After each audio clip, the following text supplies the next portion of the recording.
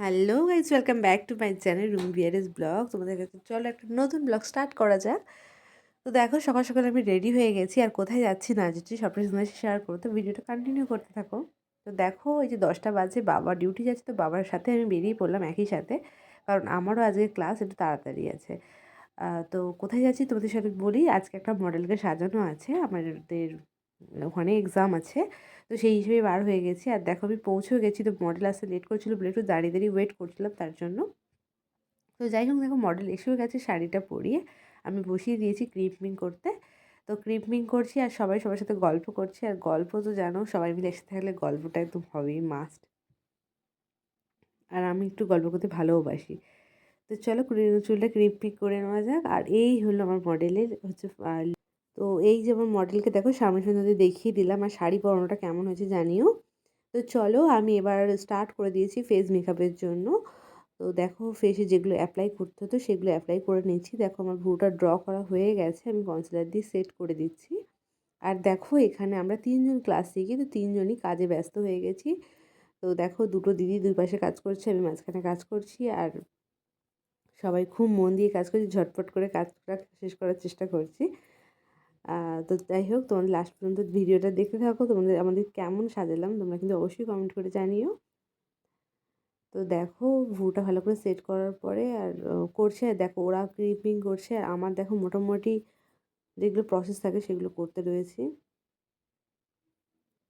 তো দেখো, সব করতে চোখের আই মেকআপ পুরো ডান। এবার আইয়ের তলা যেগুলো সেগুলো আমরা করে নিচ্ছি। আর যাই হোক, এবার বলো তোমাদের ওখানে কেমন ঠান্ডা পড়েছে। আমাদের এখানে প্রচণ্ড ঠান্ডা পড়েছে, তো দেখতেই পাচ্ছি আমি জ্যাকেট পরে আছে। সেদিনকে কুয়াশা পড়েছিল, প্রচণ্ড ঠান্ডা ছিল। তো দেখো, আমার ফেস মেকআপটা ডান। এবার আমি হচ্ছে কলকাটা করছি, তো লাইটের একটু প্রবলেমের জন্য তোমরা তো বুঝতে পারছো না। তো যতটুকু বুঝছো কেমন লাগছে জানিও। আর দেখো, আমার আই মেকআপটা কেমন হয়েছে সেটাও কিন্তু তোমাদের কমেন্টে জানিও। তো যাই হোক, আমার মডেলের কিন্তু পছন্দ হয়েছে, আমার ম্যামেরও খুব ভালো লেগেছে। তো আমার নিজস্বও ভালো লেগেছে। তো তোমরা কেমন লেগেছে সেটা কিন্তু জানাতে ভুলো না কিন্তু। তো চলো, আমি লিপস্টিকটা কমপ্লিট করে দিই। আর লিপস্টিকটা পরানো মানে ফেস মেকআপটা প্রায় ডান। এবার আমার হেয়ার স্টাইলটা করবো। তো আমার মডেল বলছে, দাঁড়াও দাঁড়াও, হেয়ার স্টাইলটা পরে করবো, আমাকে একটু খোলা চুলে বেশি ভালো লাগে, যেহেতু স্মুথনিং করা চুল।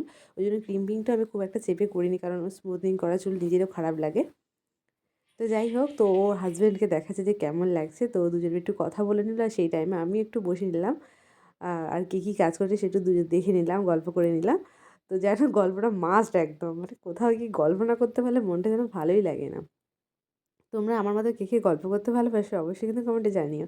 তো দেখো, প্রথমে ভাবছিলাম যে কীভাবে কী চুলটা করবো, ও তো খোলা চুলে রাখতে চাইছিলো, কিন্তু যাই হোক, অনেকদিন আমি বুঝলাম যে না, একটুখানি তোমার চুলটা বেঁধে দিই, যেহেতু আমি ব্রাইড হিসেবে তোমাকে সাজাতে চাইছি। তো তারপরে ওর বলছে, না না, এইভাবে করো, ভালো লাগছে।